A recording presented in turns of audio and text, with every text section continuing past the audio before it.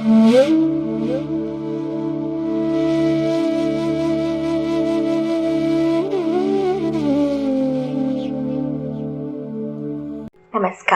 किताबी बाजी में आपका बहुत बहुत स्वागत है। एक बार फिर हाजिर हूँ मुंशी प्रेमचंद्र जी की कहानी मानसरोवर भाग 8 की सेवा मार्ग के साथ। तारा ने 12 वर्ष तक दुर्गा की तपस्या की। ना पलंग पर सोई, ना केशों को संवारा और ना नेत्रों में सुरमा लगाया। पृथ्वी पर सोती, गेरुआ वस्त्र पहनती और रूखी रोटियां खाती। उसका मुख मुरझाई कली की भांति था, नेत्र ज्योतिहीन और हृदय पर एक शून्य बिहड़ मैदान। उसे केवल यही लौ लगी थी कि दुर्गा के दर्शन पाऊं। शरीर मोमबत्ती की तरह खुलता था, पर यह लौ दिल से न जाती। यही इसकी इच्छा थी, यही उसका जीवन उद्देश्य। घर के लोग उसे पागल कहते। माता समझाती, बेटी तुझे क्या हो गया है? क्या तू सारा जीवन रो रो कर काटेगी? इस समय के देवता पत्थर के होते हैं। पत्थर को भी कभी किसी ने पिघलते देखा है? देख, तेरी सखियां पुष्प की भांति विकसित हो रही हैं, नदी की तरह बढ़ रही हैं। क्या तुझे मुझ पर दया नहीं आती? तारा कहती, माता अब तो जो लगन लगी वह लगी। या तो देवी के दर्शन पाऊंगी या यही इच्छा लिए हुए संसार से पयान कर जाऊंगी। तुम समझ लो, मैं मर गई। इस प्रकार पूरे 12 वर्ष व्यतीत हो गए और तब देवी प्रसन्न हुई। रात्रि का समय था, चारों ओर सन्नाटा छाया हुआ था। मंदिर में एक धुंधला सा घी का दीपक जल रहा था। तारा दुर्गा के पैरों पर माथा नवाए सच्ची भक्ति का परिचय दे रही थी। यकायक उस पाषाण मूर्ति देवी के तन में स्फूर्ति प्रकट हुई। तारा के रोंगटे खड़े हो गए। वह धुंधला दीपक दैदीप्यमान हो गया। मंदिर में चित्ताकर्षक सुगंध फैल गई और वायु में सजीवता प्रकट होने लगी। देवी का उज्जवल रूप पूर्ण चंद्रमा की भांति चमकने लगा। ज्योतिहीन नेत्र जगमगा उठे, होंठ खुल गए। आवाज आई, तारा मैं तुमसे प्रसन्न हूँ। मांग, क्या वर मांगती है? तारा खड़ी हो गई।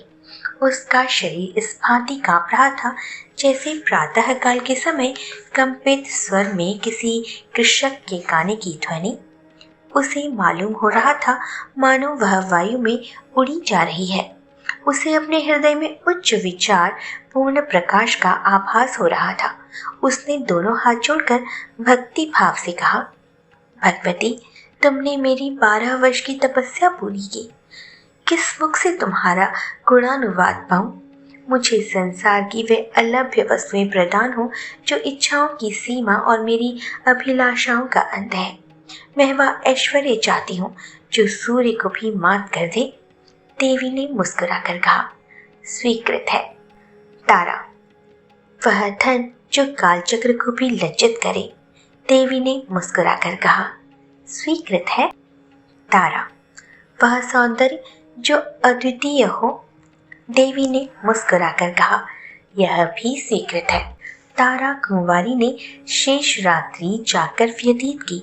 प्रभात काल के समय उसकी आंखें क्षण भर के लिए झपक गई। जागी तो देखा कि मैं सिर से पांव तक हीरे व जवाहिरों से लदी हुई हूँ। उसके विशाल भवन के कलश आकाश से बातें कर रहे थे। सारा भवन संगमरमर से बना हुआ, अमूल्य पत्थरों से जुड़ा हुआ। द्वार पर नौबत बज रही थी। उसके आनंददायक सुहावने शब्द आकाश में गूंज रहे थे। द्वार पर मीलों तक हरियाली छाई हुई थी। दासियां स्वर्णाभूषणों से लदी हुई सुनहरे कपड़े पहने हुए चारों ओर दौड़ती थी। तारा को देखते ही वे स्वर्ण के लोटे और कटोरे लेकर दौड़ी। तारा ने देखा कि मेरा पलंग हाथी दांत का है। भूमि पर बड़े कोमल बिछौने बिछे हुए हैं। सिरहाने की ओर एक बड़ा सुंदर ऊंचा शीशा रखा हुआ है। तारा ने उसमें अपना रूप देखा, चकित रह गई। उसका सुंदर रूप चंद्रमा को भी लज्जित करता था। दीवार पर अनेकानेक सुप्रसिद्ध चित्रकारों के मनमोहक चित्र टंगे हुए थे, पर ये सब के सब तारा की सुंदरता के आगे तुच्छ थे। तारा को अपनी सुंदरता पर गर्व हुआ। वह कई दासियों को लेकर वाटिका में गई। वहां की छटा देखकर वह मुग्ध हो गई। वायु में गुलाब और केसर घुले हुए थे। रंग बिरंग के पुष्प वायु के मंद मंद झोंकों से मतवालों की तरह झूम रहे थे। तारा ने एक गुलाब का फूल तोड़ लिया और उसके रंग और कोमलता को अपने अधर पल्लव से समानता करने लगी। गुलाब में वह कोमलता न थी। वाटिका के मध्य में एक बिल्लौर जटित हौज था। उसमें हंस और बत्तखें कोकिले कर रहे थे। यकायक तारा को ध्यान आया, मेरे घर के लोग कहाँ हैं? दासियों से पूछा। उन्होंने कहा, श्रीमती, वे लोग पुराने घर में हैं। तारा ने अपनी अटारी पर जाकर देखा। उसे अपना पहला घर एक साधारण झोपड़े की तरह दृष्टिगोचर हुआ। उसकी बहनें उसकी साधारण दासियों के समान भी न थी। माँ को देखा, वह आंगन में बैठी चरखा काट रही थी। तारा पहले सोचा करती थी कि जब मेरे दिन चमकेंगे तो मैं इन लोगों को भी अपने साथ रखूंगी और उनकी भली भांति सेवा करूंगी। पर इस समय धन के गर्व ने उसकी पवित्र हार्दिक इच्छा को निर्बल बना दिया था। उसने घर वालों को स्नेह रहित दृष्टि से देखा और तब वह उस मनोहर गान को सुनने चली गई जिसकी प्रतिध्वनि उसके कानों में आ रही थी। एक बारगी जोर से धड़का हुआ था। बिजली चमकी और बिजली की छटाओं में एक ज्योति स्वरूप नवयुवक निकलकर तारा के सामने नम्रता से खड़ा हो गया। तारा ने पूछा, तुम कौन हो? नवयुवक ने कहा, श्रीमती, मुझे विद्युत सिंह कहते हैं। मैं श्रीमती का आज्ञाकारी सेवक हूँ। उसके विदा होते ही वायु के उष्ण झोंके चलने लगे। आकाश में एक प्रकाश दृष्टिगोचर हुआ। वह क्षण मात्र में उतरकर तारा कुमारी के समीप ठहर गया। उसमें से एक ज्वालामुखी मनुष्य ने निकलकर तारा के पदों को चूमा। तारा ने पूछा, तुम कौन हो? उत्तर दिया, श्रीमती, मेरा नाम अग्नि सिंह है। मैं श्रीमती का आज्ञाकारी सेवक हूँ। वह अभी जाने भी न पाया था कि एक बारगी सारा महल ज्योति से प्रकाशमान हो गया। चांद पड़ता था, सैकड़ों बिजलियां मिलकर चमक रही हैं। वायु सेवक हो गई। एक जगमगाता हुआ सिंहासन आकाश पर दिख पड़ा। वह शीघ्रता से पृथ्वी की ओर चला और तारा कुमारी के पास आकर ठहर गया। उससे एक प्रकाशमय रूप का बालक, जिसके रूप की गंभीरता प्रकट होती थी, निकलकर तारा के सामने शिष्ट भाव से खड़ा हो गया। तारा ने पूछा, तुम कौन हो? बालक ने उत्तर दिया, श्रीमती, मुझे मिस्टर रीडियम कहते हैं। मैं श्रीमती का आज्ञा पालक हूँ। धनी लोग तारा के भय से थर्राने लगे। उसके आश्चर्यजनक सौंदर्य ने संसार को चकित कर दिया। बड़ी बड़ी महीपति उसकी चौखट पर माथा रगड़ने लगी। जिसकी ओर उसकी कृपा दृष्टि हो जाती, वह अपना अहोभाग्य समझता, सदैव के लिए उसका बेदाम का गुलाम बन जाता। एक दिन तारा अपनी आनंद वाटिका में टहल रही थी। अचानक किसी के गाने का मनोहर शब्द सुनाई दिया। तारा विक्षिप्त हो गई। उसके दरबार में संसार के अच्छे अच्छे गवैये मौजूद थे, पर वह चित्ताकर्षकता जो इन सुरों में थी कभी अवगत न हुई थी। तारा ने गायक को बुला भेजा। एक क्षण के अंतर वाटिका में एक साधु आया। सिर पर जटाएं, शरीर में भस्म रमाए। उसके साथ एक टूटा हुआ बीन था। उसी से वह प्रभावशाली स्वर निकलता जो हृदय के अनुरक्त स्वरों से कहीं अधिक प्रिय था। साधु आकर हौज के किनारे बैठ गया। उसने तारा के सामने शिष्ट भाव नहीं दिखाया, आश्चर्य से इधर उधर दृष्टि नहीं डाली। उस रमणीय स्थान पर वह अपना सुर आलापने लगा। तारा का चित्त विचलित हो उठा। दिल में अपार अनुराग का संचार हुआ। मन मत होकर टहलने लगी। साधु के सुमनोहर मधुर आलाप से पक्षी मग्न हो गए। पानी में लहरें उठने लगी, वृक्ष झूमने लगे। तारा ने उन चित्ताकर्षक सुरों से एक चित्र खींचते हुए देखा। धीरे धीरे चित्र प्रकट होने लगा, उसमें स्फूर्ति आ गई और तब वह खड़ी होकर नृत्य करने लगी। तारा चौंक पड़ी। उसने देखा कि यह मेरा ही चित्र है। नहीं, मैं ही हूँ। मैं ही बीन की तान पर नृत्य कर रही हूँ। उसे आश्चर्य हुआ। मैं संसार की अलभ्य वस्तुओं की रानी हूँ। वह सिर धुनने लगी और मतवाली होकर साधु के पैरों से जा लगी।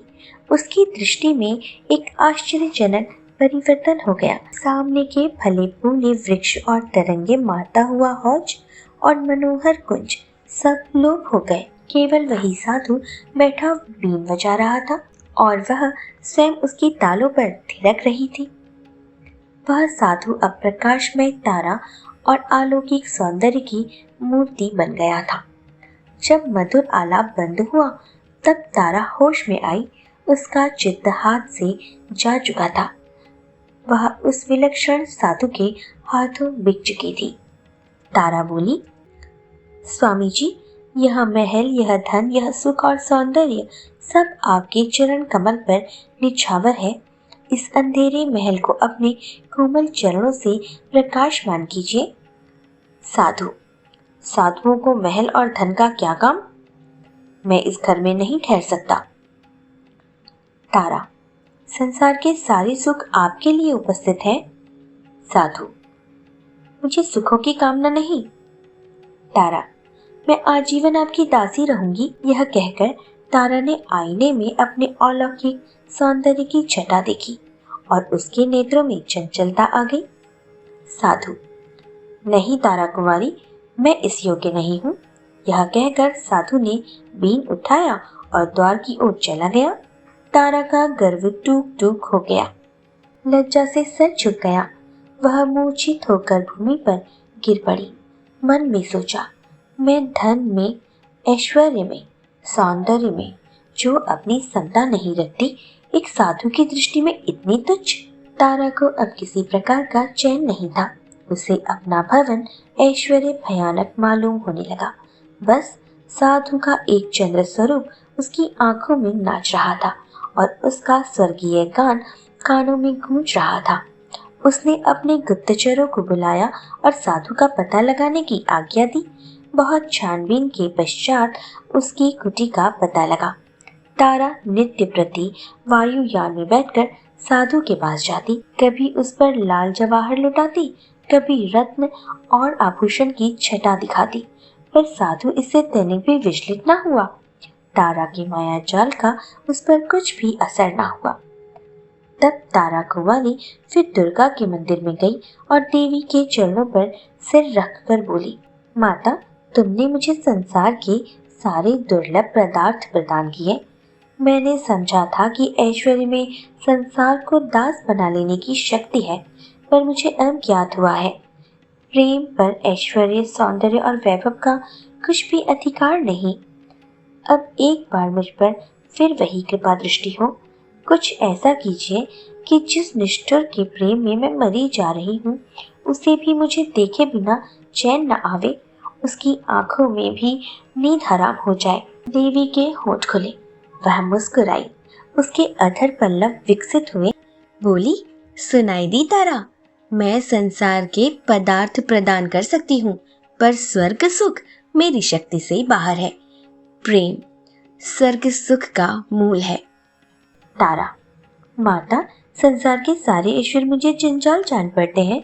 बताइए, मैं अपने प्रीतम को कैसे पाऊंगी? देवी, उसका एक ही मार्ग है, पर वह बहुत कठिन है।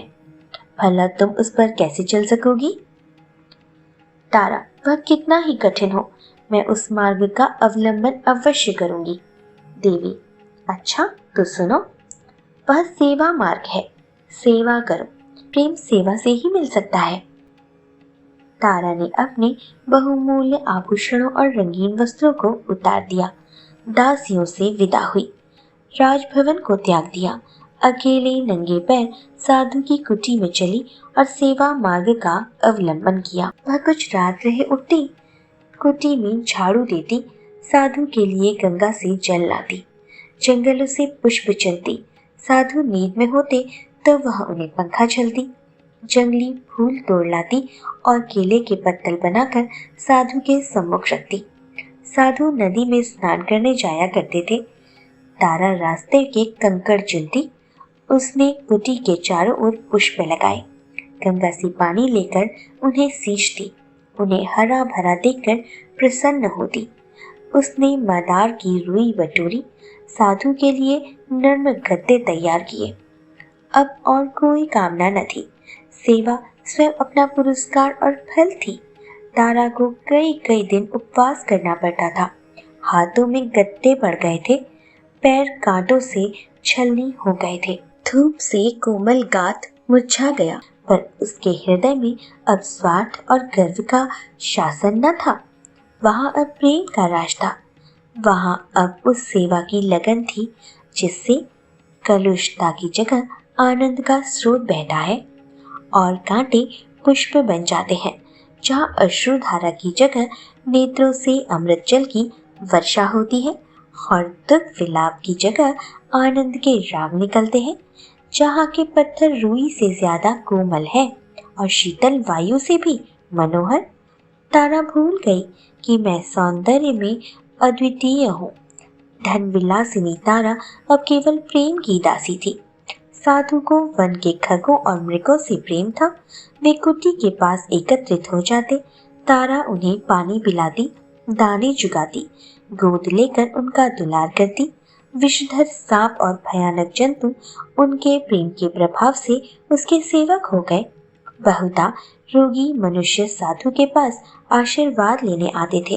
तारा रोगियों की सेवा शुश्रूषा करती, जंगल से जड़ी बूटियां ढूंढ लाती, उनके लिए औषधि बनाती, उनके घाव धोती, घावों पर मरहम रखती, रात भर बैठी उन्हें पंखा झलती।